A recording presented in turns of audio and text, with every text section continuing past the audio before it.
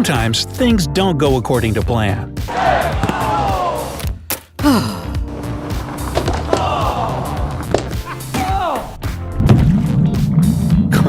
But every now and then, it's for the better. From the microwave to ice cream cones, the accidental inventions on this list completely changed our way of life. Are you ready to be pleasantly surprised? Then hit that thumbs up and let's jump right in. Matches. In the early 1800s, British pharmacist John Walker would routinely prepare medicines using wooden sticks to mix the chemicals together. One day, he noticed that one of the sticks had some substance stuck to it. When he tried to scrape it off, the stick caught fire.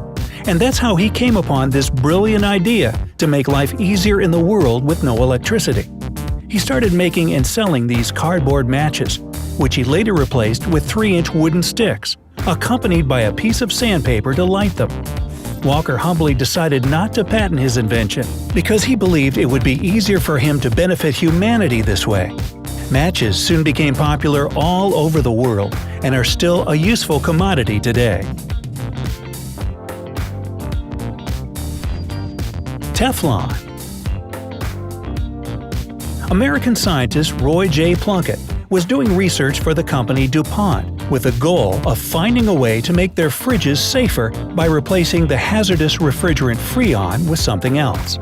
He must have thought it was another failed experiment when he found that the gas mixture he had created just vanished overnight, and all that was left of it in the container was some white, waxy substance. That strange substance proved to have some useful qualities. It was non-reactive, non-stick, and resistant to extreme temperatures from -100 degrees to 500 degrees Fahrenheit. In 1941, DuPont patented the invention that we all know today as Teflon. Potato chips. New York chef George Crumb, great name for a chef, huh? Actually, it'd be better for a baker.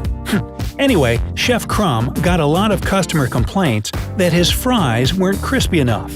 Crumb, a bit annoyed, decided to slice the potatoes as thin as he possibly could, deep fry them in boiling oil, and slather them in salt.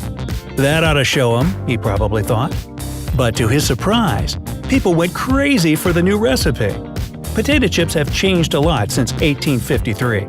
Today, they come in over 200 different flavors, from the classic sour cream and onion to some pretty bizarre ones like wasabi ginger. Ooh, that sounds good. Ice cream cones. Ice cream itself is nothing new. The Chinese ate something very similar to it as early as 200 BC. Ice cream cones, however, were the product of a happy accident at the 1904 World's Fair in St. Louis. The ice cream booth had been so rushed with customers that it ran out of bowls. Things weren't so busy in the next booth over, where Ernest Hamway was selling Persian waffles. In a kind gesture, Hamway started rolling his waffles up into cones and offered them to his neighbor to use instead of bowls. Customers fell in love with the final product, and that's how the ice cream cone was born. Coca-Cola. John Pemberton wasn't a businessman. He was just a pharmacist trying to find a way to get rid of headaches. So, he came up with a simple recipe consisting of 2 ingredients, coca leaves and cola nuts combined into a syrup. It went on the market in 1886. The syrup was supposed to be mixed with water, but the seller once mixed it with soda by accident. This is how the delicious and refreshing drink we all love today was created. Post-it notes. Dr. Spencer Silver was working as a chemist for 3M Company back in 1968. He was trying to create a super strong adhesive, but what he got instead was quite the opposite. A low-tack yet high-quality adhesive, only strong enough to hold up a piece of paper but durable enough to be relocated multiple times without losing its stick. It wasn't until 1974 when the use for his invention was found. His colleague needed something to mark his hymnal in church choir, and silver sticky papers worked like a charm. The name Post-it notes was later dubbed, and they became a must-have in homes, schools, and offices around the world. Safety glass. French chemist Édouard Benedictus once accidentally knocked a beaker off his desk.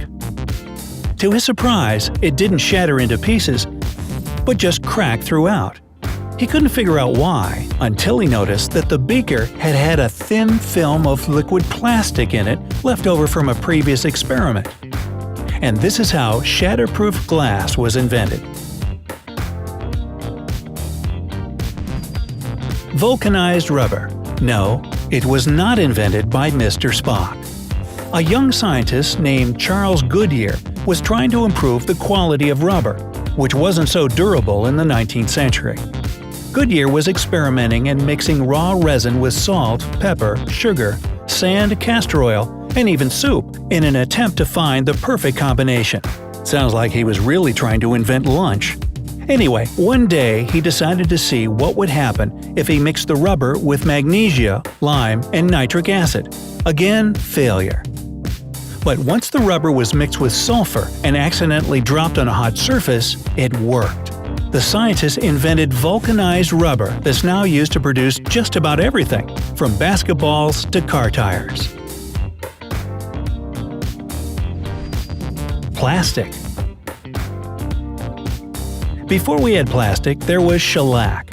It was used in the beginning of the 20th century for all kinds of purposes, from wood varnishing to making records and even dentures. The problem was its price. It was super expensive to import beetles from Southeast Asia for its production. So, chemist Leo Hendrik Baekeland tried to find a cheaper alternative for shellac.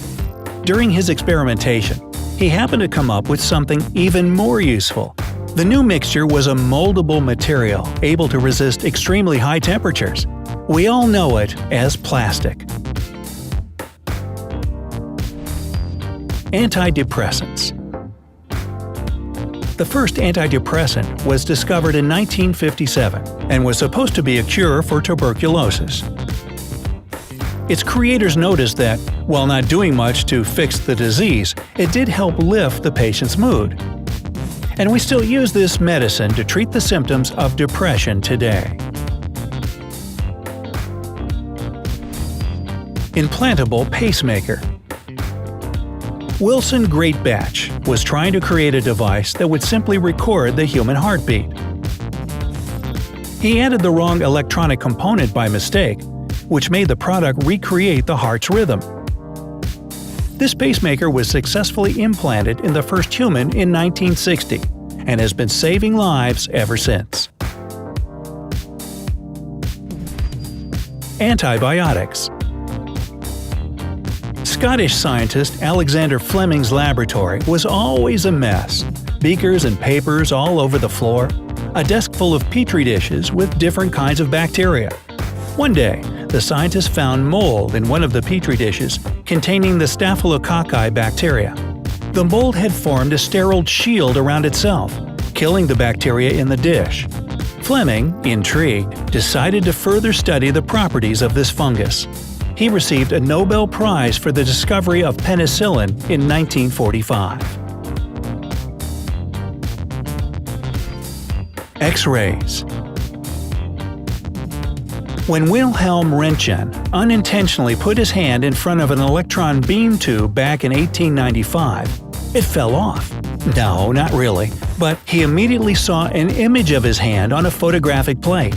He noticed that the radiation passed through solid objects and body parts, leaving a shadow. The denser the object was, the more massive the shadow. And now we have X-ray imaging.